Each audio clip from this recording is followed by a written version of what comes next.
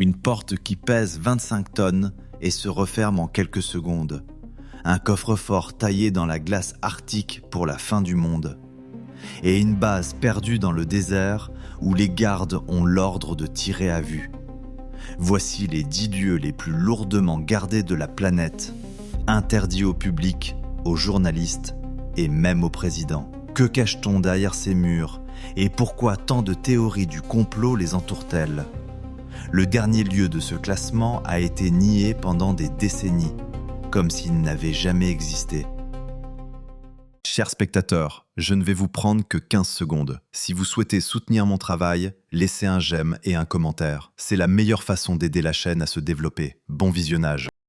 Nous ouvrons le compte à rebours à la 10e place avec Fort Knox, le coffre-fort qui a transformé son propre nom en synonyme du mot impossible. Il se dresse au milieu d'une base militaire du Kentucky, un bloc gris trapu de granit, d'acier et de béton, presque banal vu de la route. À l'intérieur de ce bloc sans charme repose environ 147 millions d'onces d'or, plus de la moitié de tout l'or détenu par les États-Unis. Aligné barre après barre derrière l'acier glacé, c'est l'un des plus grands amas de trésors jamais réunis en un seul endroit dans toute l'histoire humaine. Le United States Bullion Depository a été achevé à la fin des années 1930 et l'or est arrivé à bord d'un train spécial, escorté par des soldats armés de mitrailleuses, son itinéraire gardé secret jusqu'au dernier moment. Les murs sont en granit, doublés de béton et d'acier, conçus pour encaisser les bombes sans broncher. La porte principale du coffre-fort pèse plus de 20 tonnes,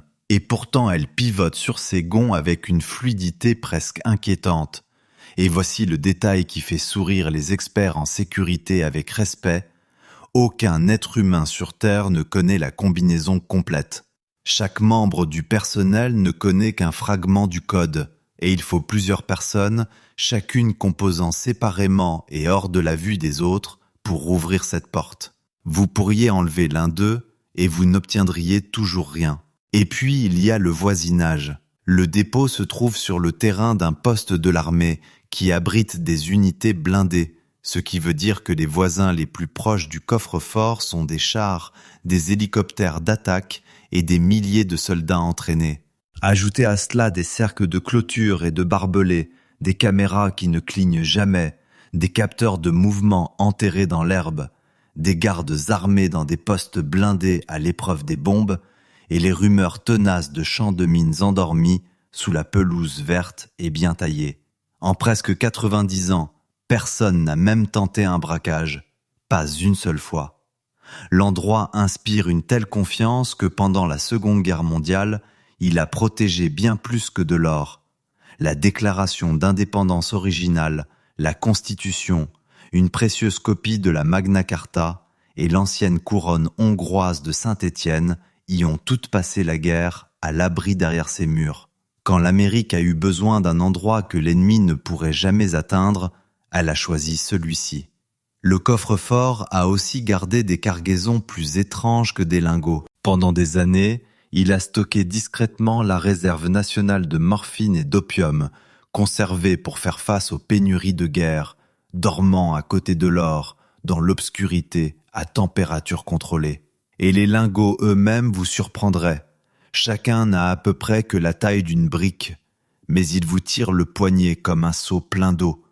L'or est si absurdement dense que tout le trésor d'une superpuissance tient dans un bâtiment plus petit qu'un supermarché. Mais c'est là que l'histoire devient étrange. Presque personne n'est jamais autorisé à entrer, ni les sénateurs, ni les auditeurs avec leurs caméras, ni vous. En 1974, après des rumeurs insistantes affirmant que le coffre-fort était vide, le gouvernement a organisé une seule visite de presse. Des journalistes et des membres du Congrès ont défilé devant des murs de métal ternement brillants, ont touché les lingots froids, puis les portes se sont refermées. Après cela, le silence pendant plus de 4 décennies, jusqu'à ce que le secrétaire au Trésor fasse une courte visite en 2017 et plaisante ensuite en disant qu'il supposait que l'or était en sécurité. Ce demi-siècle de portes scellées a donné naissance à l'une des théories du complot les plus tenaces d'Amérique. L'or a disparu. Les croyants affirment que les lingots ont été discrètement vendus ou prêtés à des banques et jamais rendus, ou remplacés par de fausses barres en tungstène recouvertes d'une fine peau dorée. Le tungstène pèse presque exactement comme l'or, donc un faux lingot paraît parfaitement crédible en main. Il souligne qu'un véritable audit public, lingot par lingot, avec des tests modernes, n'a jamais été diffusé, et il demande pourquoi une nation cacherait son propre trésor à ses propres citoyens. Les responsables répondent que les lingots sont comptés, pesés, scellés et revérifiés, et qu'ouvrir le coffre-fort à chaque sceptique reviendrait à vider le concept même de coffre-fort de son sens. Les deux camps se disputent au sujet d'une pièce que presque aucun vivant n'a vue. Et c'est là toute la magie étrange de Fort Knox. Soit c'est la plus grande chambre au trésor de la planète, soit c'est le plus grand bluff jamais réalisé. Et la porte de 20 tonnes reste fermée dans les deux cas. La 9e place revient à un champ de gigantesques sphères blanches disséminées dans la campagne anglaise. RAF Menwith Hill, la plus grande station d'écoute électronique de la planète. En traversant les landes du Yorkshire, au milieu des murets de pierres sèches et des moutons en train de paître, elles surgissent soudain des collines verdoyantes, des dizaines d'énormes globes blancs, luisant doucement dans l'air humide, comme des œufs pondus par une créature impossible. Les habitants les appellent les balles de golf. Chaque sphère est un radome, une coque étanche qui dissimule une antenne satellite à l'intérieur, et si ces antennes sont cachées, c'est pour une raison simple. Si l'on pouvait voir où elles pointent, on pourrait deviner qui elles écoutent. Le nom dit Royal Air Force, et un drapeau britannique flotte à l'entrée, mais ce n'est surtout qu'une question de politesse. La station est exploitée par l'Agence nationale de sécurité américaine depuis les années 60, et derrière ces clôtures vit un petit morceau transplanté des États-Unis, des centaines d'analystes et d'ingénieurs américains, un terrain de baseball, une école américaine, des fêtes américaines célébrées sous le ciel gris du Yorkshire. La base a ouvert dans les années 50 pour intercepter les communications radio soviétiques. Puis est venue l'ère des satellites, et Menwith Hill est devenu quelque chose de bien plus vorace. Un aspirateur géant pour les communications du monde entier. Appels téléphoniques, fax, email, liaisons satellites. Les signaux qui rebondissent au-dessus de l'Europe, du Moyen-Orient et bien au-delà sont aspirés ici depuis le ciel, triés par des machines dans des salles sans fenêtres où l'air vibre au rythme des ventilateurs de refroidissement, puis passés au crible à la recherche de mots-clés. Pendant des décennies, chercheurs et journalistes ont affirmé que Menwith Hill était un nœud clé d'une toile de surveillance mondiale codée Echelon, un réseau géré par les États-Unis avec la Grande-Bretagne, le Canada, l'Australie et la Nouvelle-Zélande, capable de scanner le trafic civil ordinaire à l'échelle de la planète. Les gouvernements ont refusé de confirmer que ce mot existait seulement. Le Parlement européen s'est tellement alarmé qu'il a lancé une enquête officielle qui a conclu que le réseau était bien réel et a averti les entreprises de tout chiffrer. Parmi les accusations, des secrets commerciaux interceptés auraient aidé des sociétés américaines à rafler des contrats de plusieurs milliards de dollars au détriment de leurs rivales européennes. Et lorsque les documents d'Edward Snowden ont fuité en 2013, les suppositions ont pris fin. Les papiers décrivaient des programmes d'interception à l'échelle industrielle et désignaient Menwith Hill comme l'un des joyaux de la couronne. Les documents divulgués allaient encore plus loin. Ils décrivaient une technologie développée sur la base capable de localiser le téléphone d'une cible depuis l'espace. Et des journalistes ont relié cette capacité à des frappes de drones mortelles à l'autre bout du monde. Autrement dit, un missile tiré au-dessus du Yémen peut commencer son voyage comme un murmure capté au-dessus du Yorkshire. À l'intérieur de l'enceinte, en revanche, la vie reste obstinément ordinaire. Un bowling, un dîner américain, des bus scolaires jaunes. Les analystes terminent leur service d'écoute planétaire et rentrent chez eux en passant devant des salons de thé et des moutons en train de paître. Les théories du complot autour de la base poussent sur un terreau de faits avérés, et c'est précisément ce qui les rend si difficiles à balayer d'un revers de main. Les théoriciens affirment que chaque appel téléphonique en Europe passe par ces collines. Ils affirment que la station guide des frappes de drones de l'autre côté de la planète.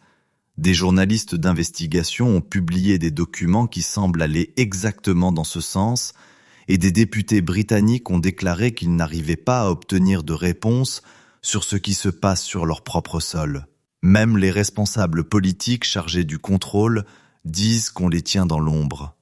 Pendant ce temps, une femme remarquable nommée Lindis Percy a protesté pendant des décennies aux portes de la base, escaladant les clôtures, déployant des banderoles, se faisant arrêter encore et encore, jusqu'à devenir une partie du paysage au même titre que les dômes eux-mêmes. Tenez-vous sur la route publique au crépuscule, et la scène est inoubliable.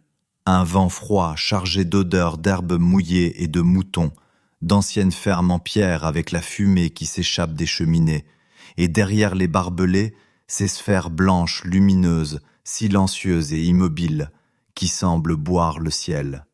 Rien dans cet endroit n'a l'air violent. Pas de chars, pas de silos à missiles, seulement des formes rondes et douces qui pourraient passer pour de l'art contemporain. C'est justement cette douceur qui dérange. Une forteresse s'affiche comme telle. Un poste d'écoute prétend n'être rien du tout. Les moutons paissent, les dômes brillent, et quelque part, à l'intérieur de cette colline silencieuse de machines, un ordinateur peut déjà en savoir plus sur votre vie privée que votre meilleur ami.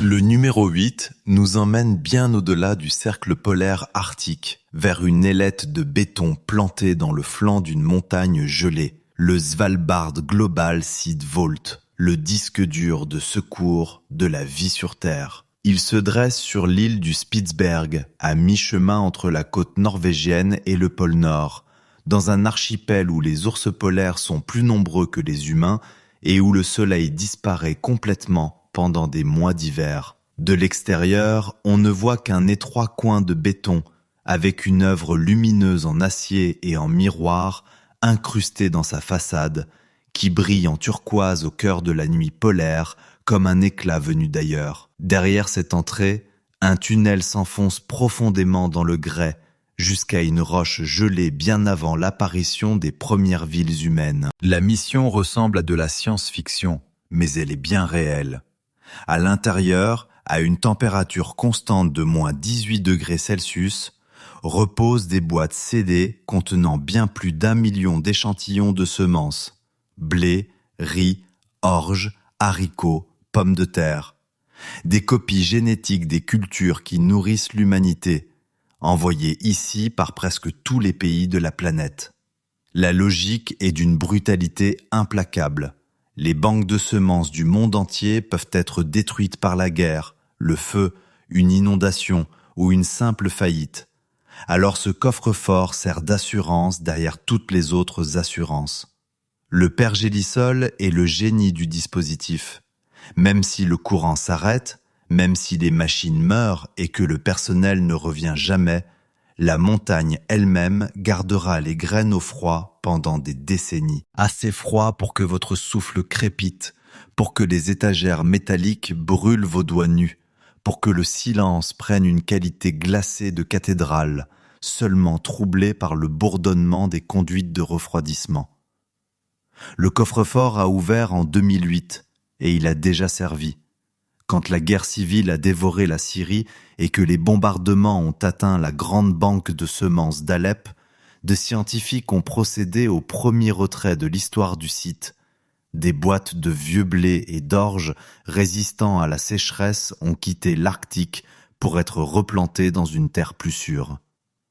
Le coffre-fort de l'Apocalypse a fonctionné exactement comme promis, non pas pour un film catastrophe, mais pour une vraie guerre. Il y a bien eu une vraie frayeur. Un épisode de chaleur inhabituelle a un jour fait fondre le pergélisol autour de l'entrée. et l'eau de fonte s'est infiltrée dans l'ouverture du tunnel avant de geler en une plaque de glace. Les graines n'ont jamais été en danger, mais l'ironie était mordante.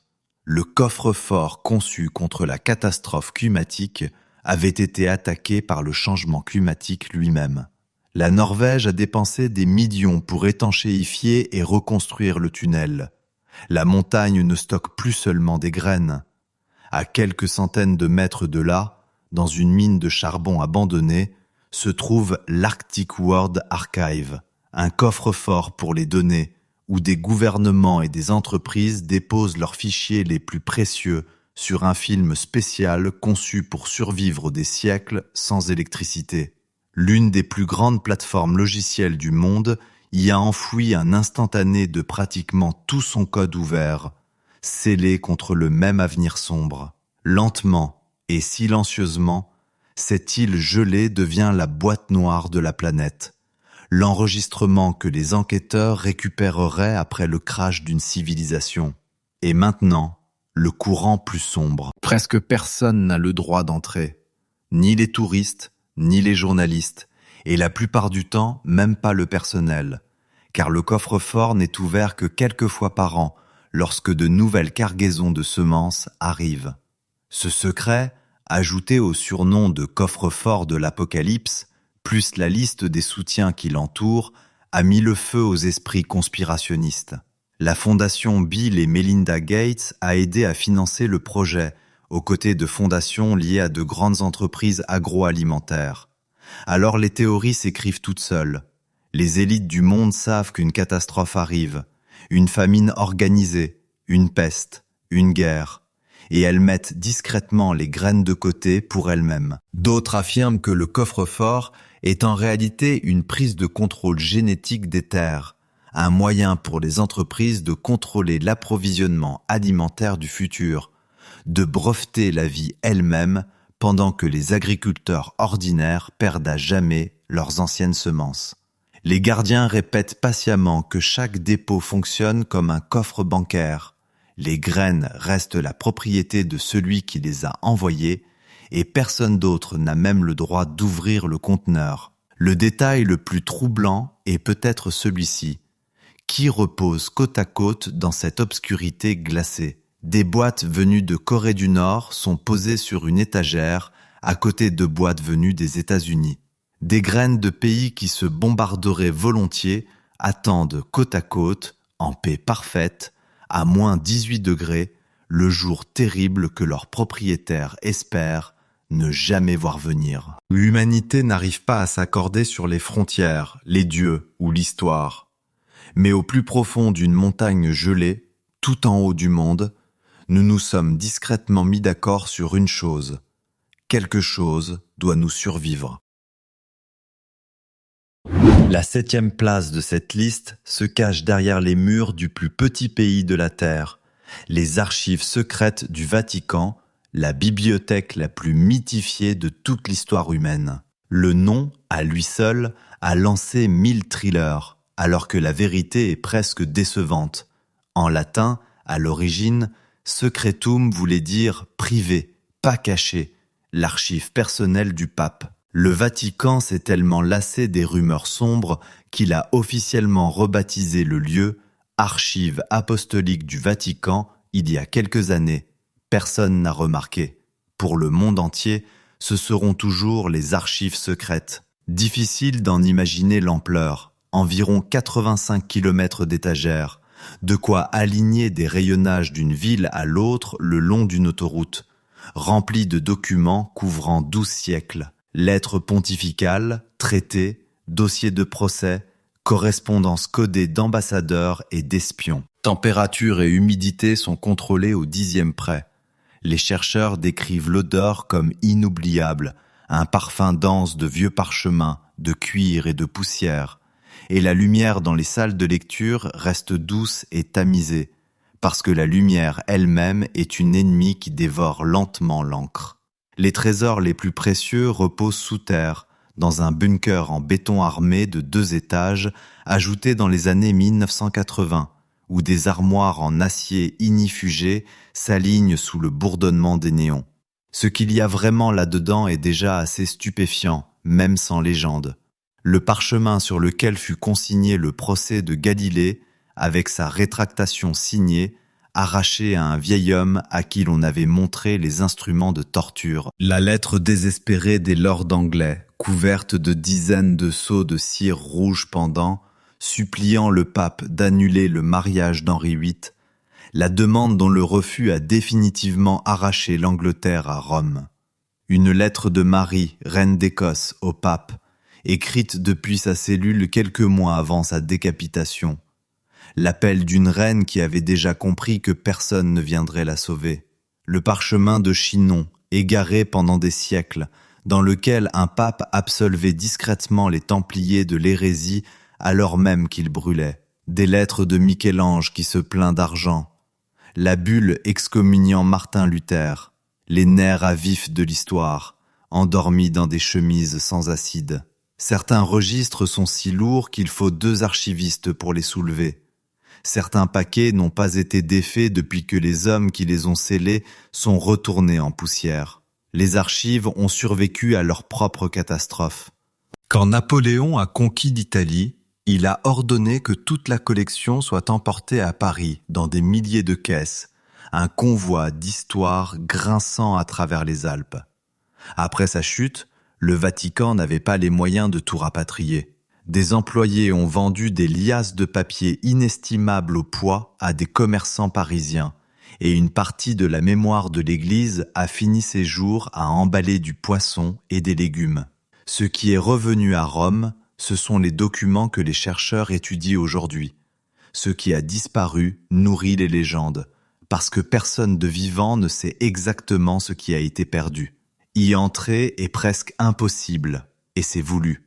Les touristes sont refusés, les journalistes sont refusés. Seuls des chercheurs accrédités, titulaires de diplômes avancés et de lettres de recommandation, peuvent faire une demande, et même eux ne peuvent pas fouiller librement. Il faut nommer le document exact que l'on veut, le demander, puis prendre ce qu'on vous donne, quelques pièces par jour. On ne peut pas errer dans les rayonnages. Des sections entières restent scellées, et tout ce qui date des décennies les plus récentes est fermé par principe. Les archives d'un pape de guerre n'ont été ouvertes aux chercheurs qu'après 80 ans de pression. Et cette règle, on ne peut trouver que ce qu'on sait déjà exister, alimente toutes les légendes. Parce que dans une bibliothèque où l'on n'a pas le droit de feuilleter, qui pourrait jamais prouver ce qui n'y est pas? Alors les théories fleurissent dans cette obscurité. Le 3e secret de Fatima, complet et non expurgé, censé annoncer la fin de l'Église, des évangiles censurés qui réécriraient l'histoire de Jésus, des traces de contact avec quelque chose qui ne vient pas de ce monde, classées à l'abri par des cardinaux terrifiés, des cartes menant au trésor perdu des Templiers, et la légende la plus étrange de toutes, le chronoviseur, une machine supposément construite dans les années 1950 par un moine bénédictin et une équipe de physiciens célèbres, un appareil capable de regarder le passé comme à la télévision, utilisé pour observer la crucifixion elle-même avant d'être démonté et enfermé dans les coffres. Le Vatican a tout nié pendant des décennies, avec patience, avec lassitude, tout en gardant les portes exactement aussi fermées qu'avant. Voici de quoi réfléchir. Si on vous donnait des gants blancs et une nuit seule dans ce bunker souterrain, vers quelle étagère iriez-vous en premier? Écrivez votre réponse dans les commentaires. La diversité de ce que les gens chercheraient dit tout de ce qui nous fascine dans cet endroit. La 6e place revient à un bâtiment perdu dans le désert de l'Utah qui est peut-être en train de conserver une copie de vos emails en ce moment même. Le centre de données de NSA dans l'Utah. Il trône au pied de montagnes arides, près de la petite ville de Bluffdale, un ensemble de longs couloirs sans fenêtres, couleur sable, entourés de barbelés et de mirages de chaleur. Aucun panneau n'explique ce qu'il fait là. Officiellement, il porte un nom tellement ennuyeux qu'on dirait presque que c'est voulu. Le Intelligence Community Comprehensive National Cyber Security Initiative Data Center. Officieusement, c'est le plus grand point d'interrogation d'Amérique. Un entrepôt construit non pas pour des marchandises, mais pour des informations. Les chiffres confirmés à eux seuls donnent le vertige. Le complexe a coûté environ 1,5 milliard de dollars et s'étend sur plus d'1 million de pieds carrés avec 4 immenses salles de données alimentées par leurs propres sous-stations électriques. Il engloutit jusqu'à 1 700 000 gallons d'eau chaque jour dans un désert juste pour refroidir ses machines et avale assez d'électricité pour éclairer une petite ville avec une facture énergétique estimée à des dizaines de millions de dollars par an. Approchez-vous du périmètre et le silence du désert est remplacé par un grondement sourd et continu de refroidisseurs et de ventilateurs, le bruit d'ordinateurs qui réfléchissent à l'échelle industrielle, jour et nuit, sans qu'aucun visiteur ne soit autorisé à les voir. En été, la chaleur vous plaque à la peau comme une porte de four ouverte, et l'horizon se dissout dans un miroitement liquide. Les matins froids, des panaches de vapeur s'élèvent des installations de refroidissement dans l'air du désert, et tout le complexe semble respirer. Ce que personne, en dehors de l'agence, ne connaît, c'est la réponse à la seule question qui compte. Combien peut-il contenir ? Et qu'y a-t-il exactement à l'intérieur ? La capacité de stockage est classifiée. Des experts extérieurs ont avancé des chiffres qui semblent inventés. Des milliers et des milliers de fois le contenu imprimé de toutes les bibliothèques de la Terre. Et le timing de sa naissance n'aurait pas pu être pire pour le gouvernement. Le centre était en cours d'achèvement en 2013, précisément au moment où Edward Snowden est sorti avec la preuve que l'agence collectait à grande échelle les relevés téléphoniques et le trafic Internet de citoyens ordinaires. Le propre ancien directeur de l'agence avait même un slogan favori qui a fuité avec le reste. « Collect it all ». D'un coup, cet immense bâtiment sans fenêtres perdu dans le désert a cessé d'avoir l'air abstrait. Les gens le regardaient et se disaient « c'est là que je suis ». Même sa construction a nourri la légende. Pendant la phase finale, l'installation a été secouée par une série de mystérieuses explosions électriques, des incidents d'arc électrique, 10 en environ 1 an, des boules de feu qui ont fait fondre du matériel valant des centaines de milliers de dollars, retardant l'ouverture pendant que les ingénieurs se disputaient sur la cause. Les milieux complotistes se sont régalés. Même la foudre, plaisantait-il, essayait d'empêcher l'endroit d'ouvrir. Les habitants, eux, ont riposté de manière plus concrète. Des militants et des élus de l'Utah ont proposé de couper l'approvisionnement municipal en eau du centre, estimant que l'État ne devait pas refroidir les machines de la surveillance de masse. La proposition a échoué, mais le message était clair. Les voisins du bâtiment ne lui faisaient pas confiance. Malgré sa taille, le complexe est presque vide d'êtres humains. Les estimations placent le personnel à seulement quelques centaines de personnes, une cathédrale de machines avec une équipe réduite, parce que le but du lieu n'est pas l'œil humain, mais une mémoire sans fond. Le photographier est un sport à conséquences. Des journalistes garés sur des routes publiques racontent que des véhicules de sécurité apparaissent en quelques minutes, et un photographe a dû défendre des clichés pris depuis une colline publique. Le message est constant. Le bâtiment qui surveille tout le monde préfère très nettement ne pas être surveillé. Les théories autour de Bluffdale sont particulières parce que leur cœur, au fond, ce sont simplement les fuites officielles lues à voix haute. Que chaque email, relevé d'appel, historique de recherche et message texte qui traverse les réseaux américains finit archivé ici, en attente.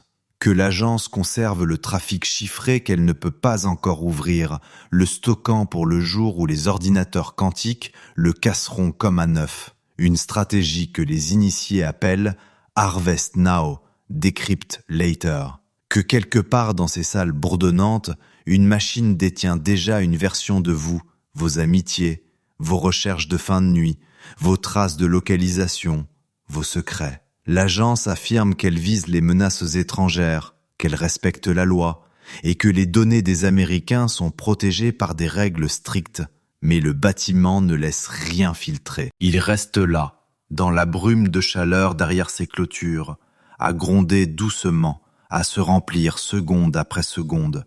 Une bibliothèque de vie privée où vous êtes peut-être un livre sans jamais avoir le droit de lire votre propre page.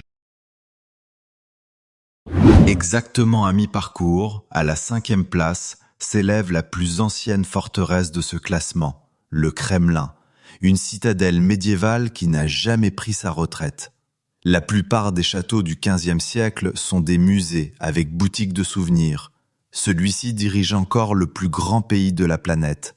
Ses murailles rouges en queue d'hirondelle s'étirent sur plus de 2 kilomètres le long de la Moskova, culminent à près de 19 mètres de haut et atteignent 6,5 mètres d'épaisseur, couronnées de 20 tours. Et elles ont été construites, étonnamment, par des maîtres italiens invités vers le nord par les tsars, ce qui explique pourquoi sa silhouette rappelle vaguement les châteaux de Milan. En hiver, la brique rouge se détache sur la neige, l'air vous mord les joues, et les bottes de la garde d'honneur claquent sur les pavés comme des coups de feu. Les carillons de l'horloge de la tour Spasskaya roulent au-dessus de la place rouge, exactement comme ils le faisaient au-dessus des soldats en marche il y a un siècle. La sécurité moderne, c'est une forteresse dans la forteresse. Le Kremlin est protégé par sa propre force dédiée, le régiment présidentiel, et par le service fédéral de protection, dont les agents dépassent de très loin les suppositions des touristes. Le ciel au-dessus est fermé, aucun avion, aucun drone. Essayez de faire voler un drone à proximité et la machine perd tout simplement la tête. La navigation se dérègle et les plans sur téléphone des gens debout près des murs affirment soudain qu'ils se trouvent dans un aéroport à des dizaines de kilomètres de là. Des journalistes ont confirmé cet étrange effet encore et encore. Une bulle électronique invisible qui ment discrètement à tous les récepteurs satellites de la zone. L'un des rares aspects de la sécurité du Kremlin que l'on peut constater en personne, debout sur la place, avec une appli de taxi complètement perdue. La forteresse a aussi un talent pour disparaître. À l'automne 1941, alors que les bombardiers allemands s'approchaient de Moscou, le Kremlin a accompli l'un des plus grands tours de passe-passe de l'histoire militaire. Les étoiles rubis ont été éteintes et dissimulées. Les coupoles dorées ont été peintes en gris. De fausses rues et des toits en contreplaqué d'immeubles ont été installés sur toute la place rouge. Et un faux pont est apparu au-dessus de la rivière. Vue du ciel, la forteresse la plus reconnaissable de Russie est devenue un simple pâté de maisons anonymes. Les pilotes de la Luftwaffe m'ont survolé encore et encore, à la recherche d'un repère qui avait tout simplement cessé d'exister. Les étoiles rubis elles-mêmes ne se sont éteintes que 2 fois en presque 90 ans. Une fois pour cette guerre et une fois, brièvement, pour qu'un réalisateur puisse tourner une scène historique sans lumière rouge dans le ciel nocturne. Mais les mystères les plus profonds du Kremlin ne sont pas à la surface, ils sont en dessous. Depuis des siècles, Moscou murmure l'existence de la bibliothèque perdue d'Ivan le Terrible. Des centaines de manuscrits grecs et byzantins antiques, censés être arrivés avec une princesse byzantine après la chute de Constantinople, puis cachés par le tsar paranoïaque dans des voûtes sous la forteresse, et jamais revus. Des générations de chasseurs de trésors, d'archéologues et même de commissions soviétiques l'ont cherché. On a trouvé des tunnels, on a trouvé des salles.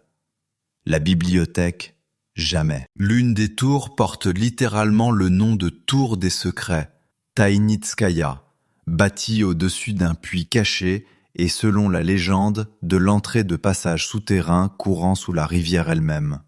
Et puis il y a Métro 2, le métro secret le plus célèbre du monde.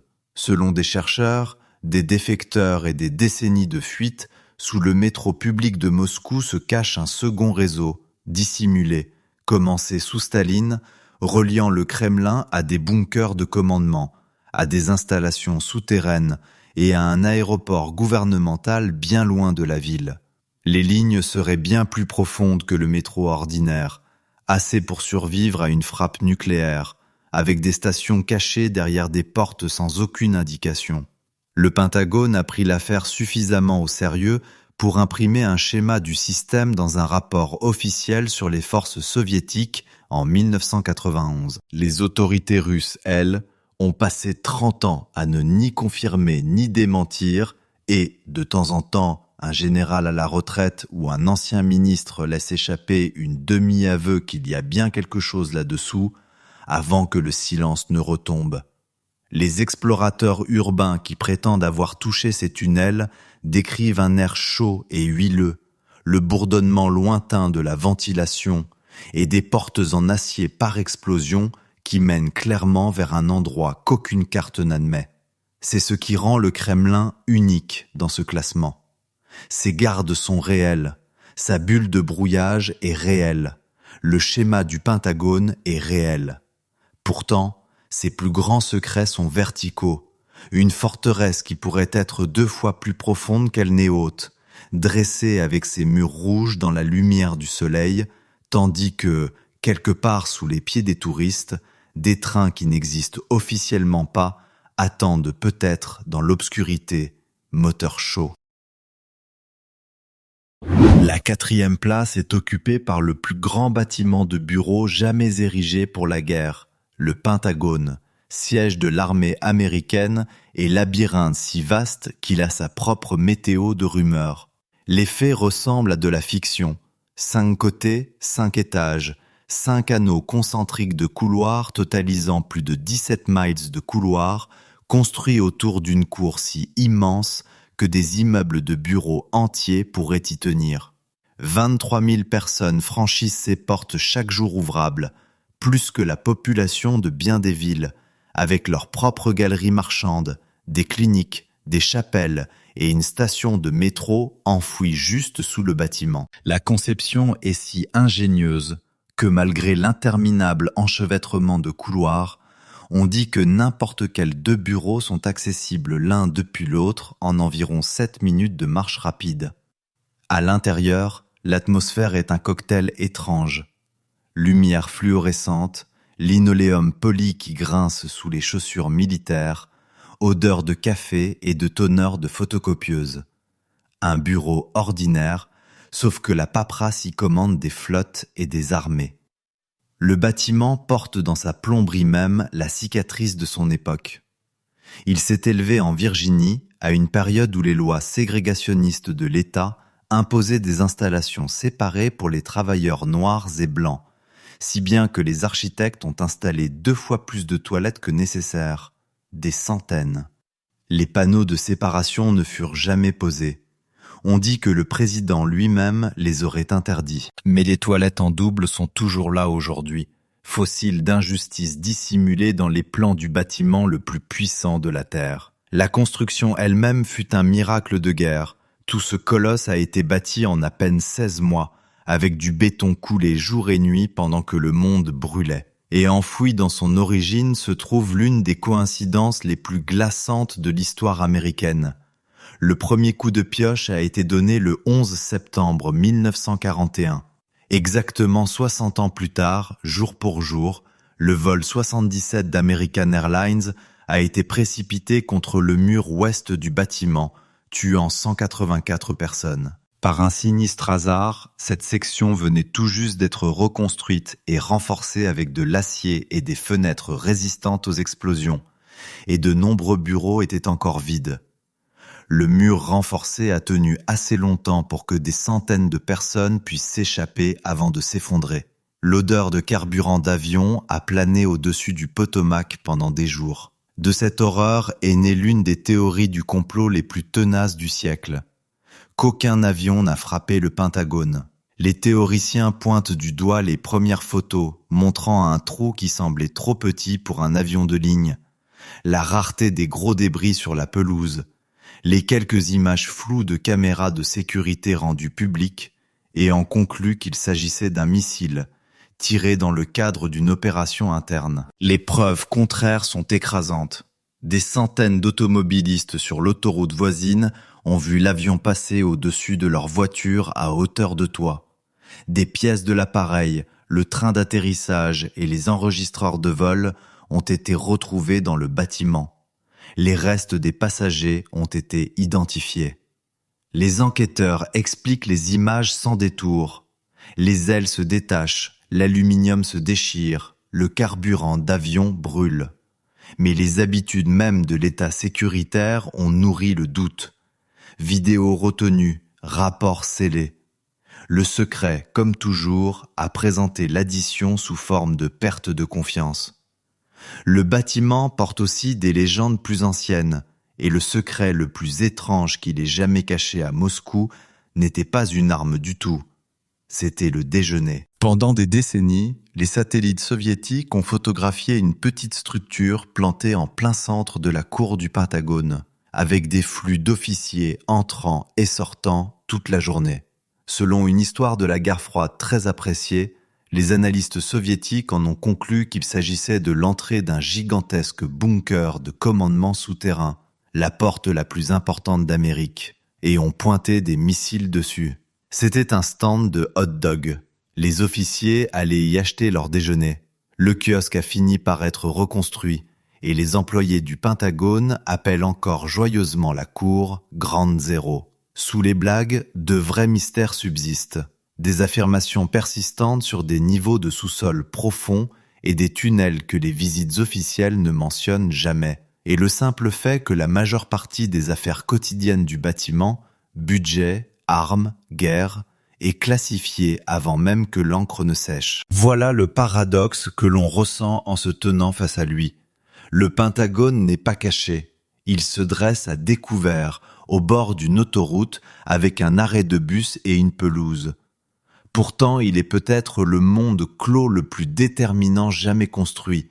Un endroit où un mauvais virage dans un couloir se corrige en 7 minutes et où une décision prise dans un bureau silencieux peut redessiner la carte du monde avant même que vous ayez fini votre café.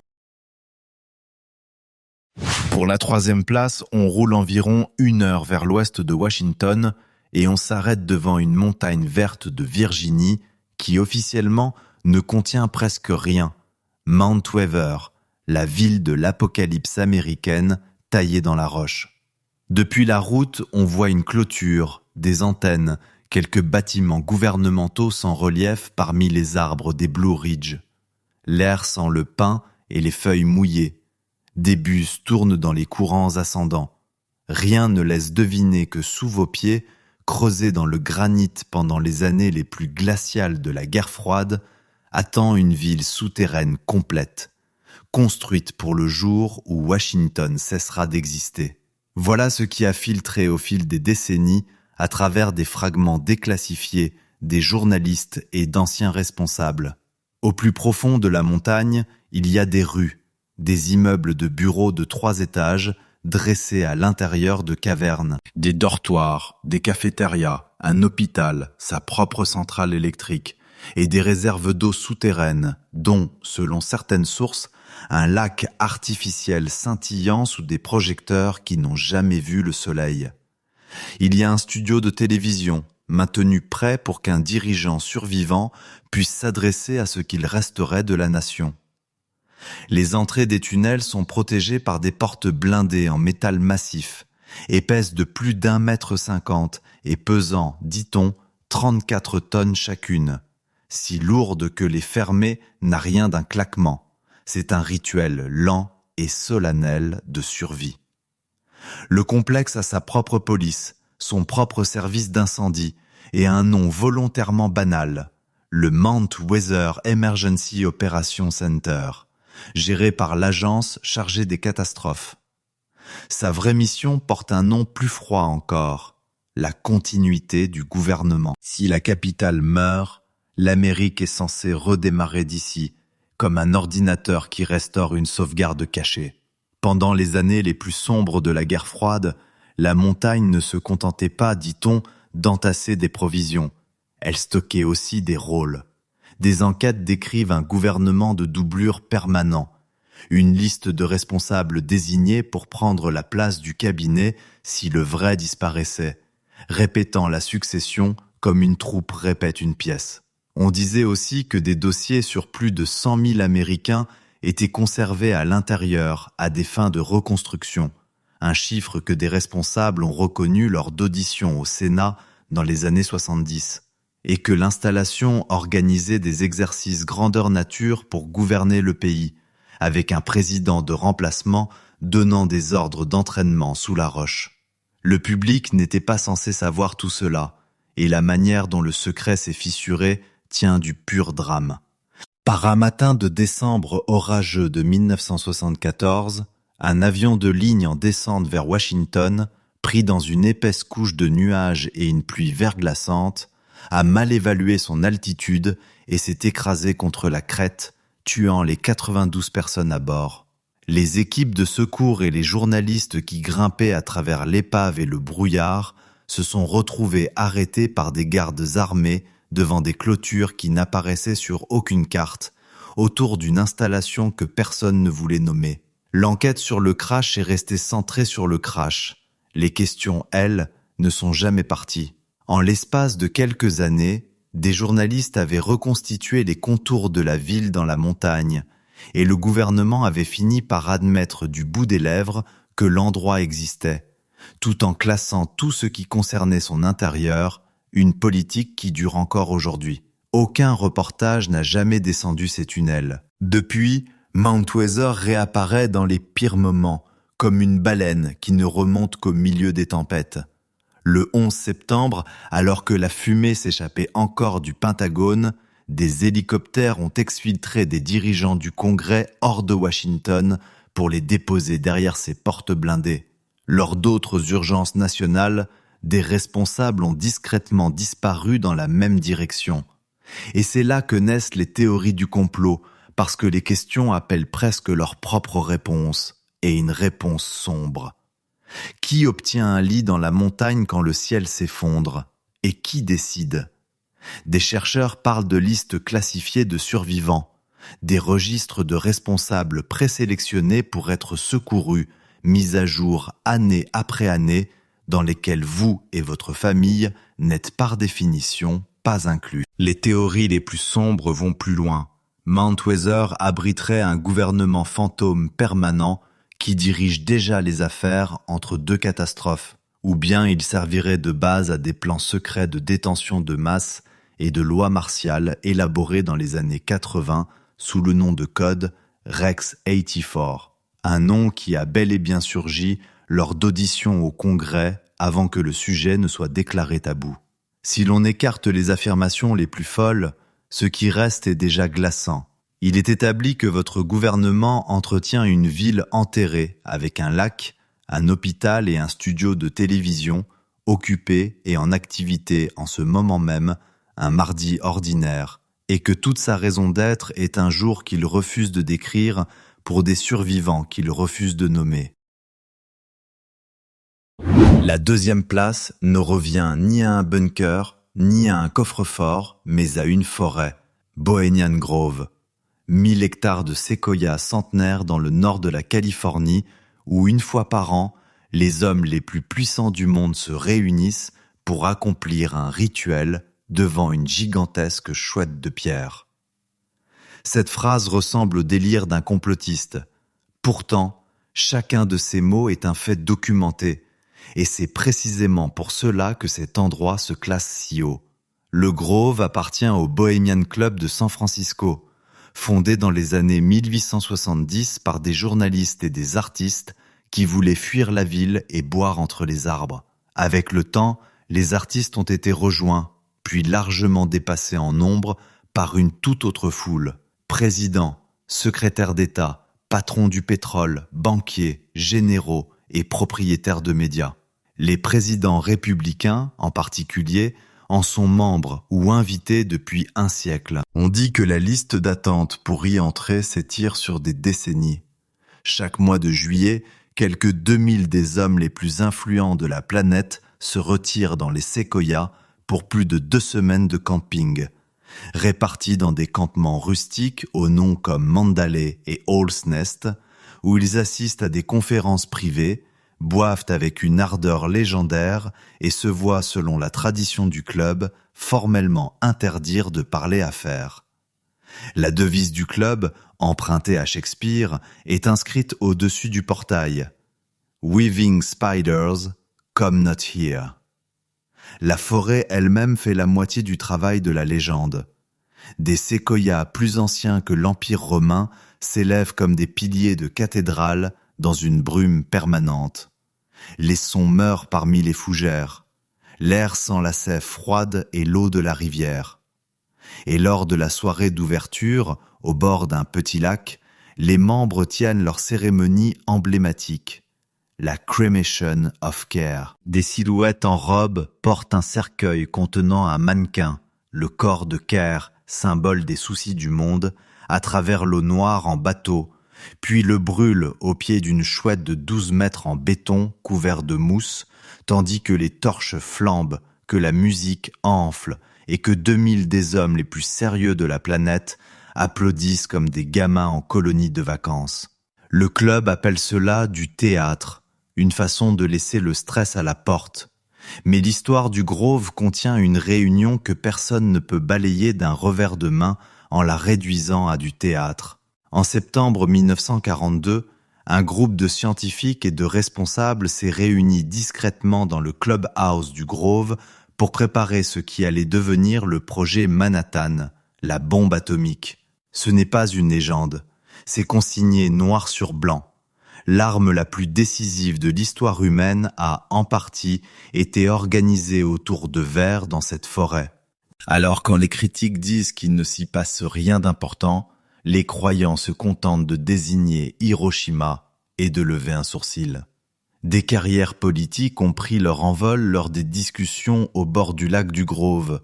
Un futur président y aurait même trouvé un accord sur la forme d'un ticket national. Richard Nixon est l'exemple le plus net de la véritable gravité du Grove. En 1967, il y a prononcé le Lakeside Talk informel du club, puis a écrit plus tard que ce discours avait marqué la première étape de sa route vers la Maison-Blanche. Une audition privée devant quelques centaines d'hommes qui comptaient plus que n'importe quelle primaire. Pourtant, sur les bandes secrètes de la Maison-Blanche, on entend le même Nixon maugréer sur l'atmosphère du Grove, avec des mots trop crus pour être répétés. Il devait sa présidence à cette forêt, et malgré tout, il ne supportait pas complètement l'endroit. Les employés signent des accords de confidentialité très stricts. Des adjoints du shérif et des agents de sécurité privés patrouillent le long de la clôture, et des journalistes ont été arrêtés en tentant d'entrer. En 2000, un jeune animateur radio nommé Alex Jones a réussi à franchir le périmètre avec une caméra cachée et à filmer la Cremation of Care. Les images granuleuses de figures encapuchonnées, du feu et de la grande chouette ont explosé sur les débuts d'Internet. Jones a affirmé qu'il s'agissait d'un véritable sacrifice occulte offert à une divinité antique. Les membres du club ont répondu, avec une fatigue visible, qu'il s'agissait d'une mise en scène costumée jouée par des retraités un peu éméchés. Mais ces images ont rendu impossible de ne plus poser l'ancienne question. Quand les gens qui dirigent le monde enfilent des robes et brûlent des effigies dans une forêt secrète, à partir de quel moment une blague cesse-t-elle d'en être une? Quelque part entre une colonie de vacances et un gouvernement de l'ombre, sous la brume et parmi des arbres vieux de 2000 ans, la chouette garde le silence et la clôture vous tient dehors. Et l'endroit le plus surveillé de la planète, la première place du classement, c'est la base que le gouvernement américain a refusé pendant des décennies de reconnaître comme réelle, la zone 51.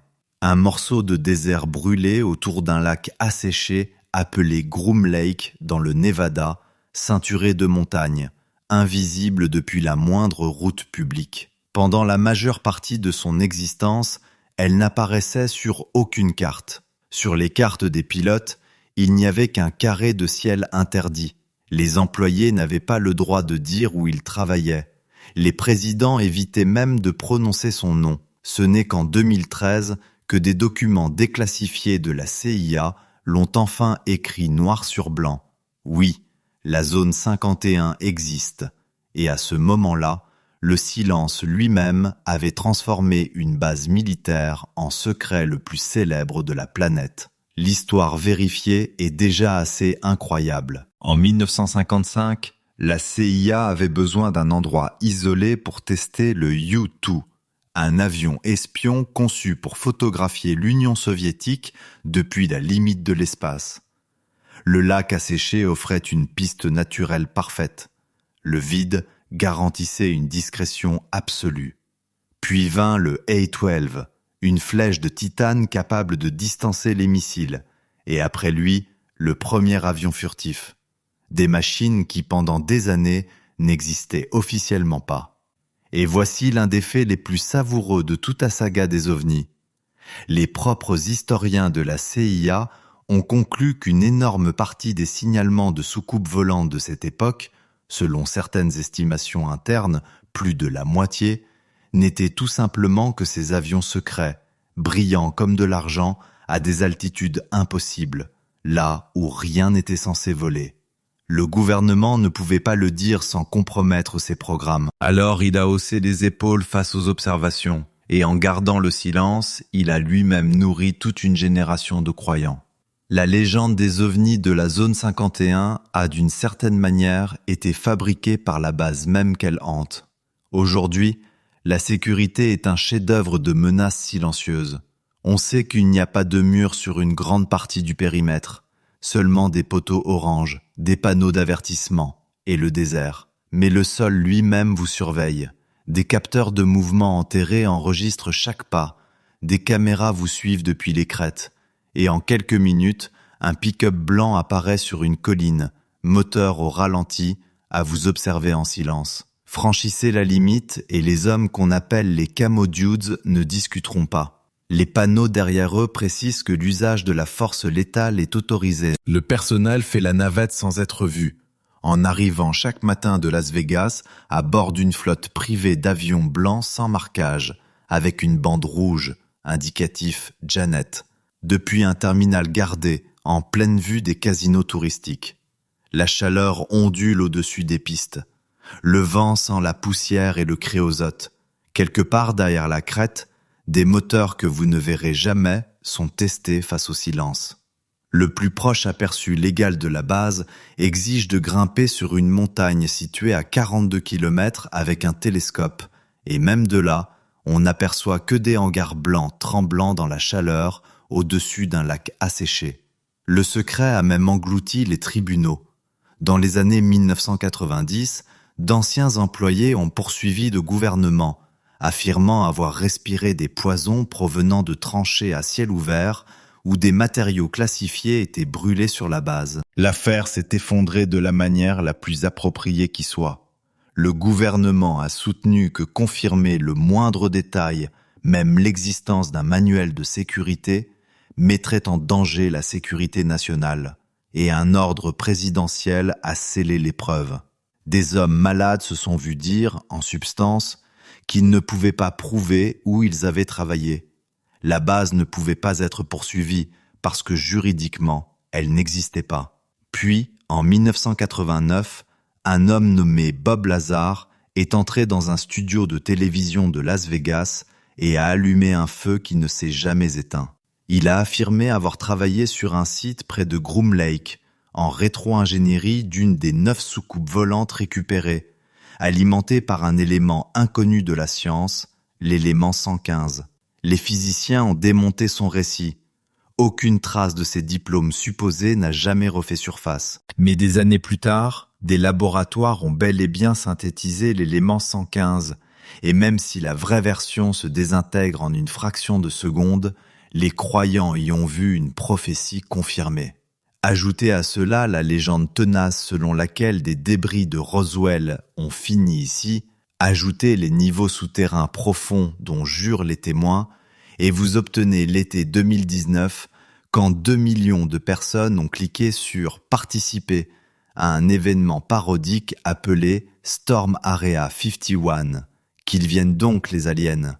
Quelques milliers de pèlerins sont réellement venus dans le désert. Environ 150 se sont approchés des grilles. La base a retenu son souffle et il ne s'est strictement rien passé. C'est la fin parfaite, parce que la zone 51 est le monument d'une loi simple de la nature humaine. Plus on cache quelque chose, plus cela grandit dans nombre. Pendant des décennies, le gouvernement a nié l'existence d'un lieu vers lequel des milliers d'employés prenaient l'avion chaque matin. Alors demandez-vous ce que vous croyez qu'il y a derrière ces pick-up blancs, des soucoupes capturées, ou simplement la prochaine génération d'avions secrets en train de réécrire discrètement l'avenir de la guerre. Laissez votre théorie en commentaire. Sur ce sujet, votre hypothèse vaut presque celle de n'importe qui, parce que la seule chose que la zone 51 n'a jamais faite, c'est répondre. Le désert reste silencieux, les capteurs continuent de compter les pas, et la lumière sur la crête à minuit pourrait être un drone, une étoile, ou quelque chose qu'ils admettront dans 60 ans de plus.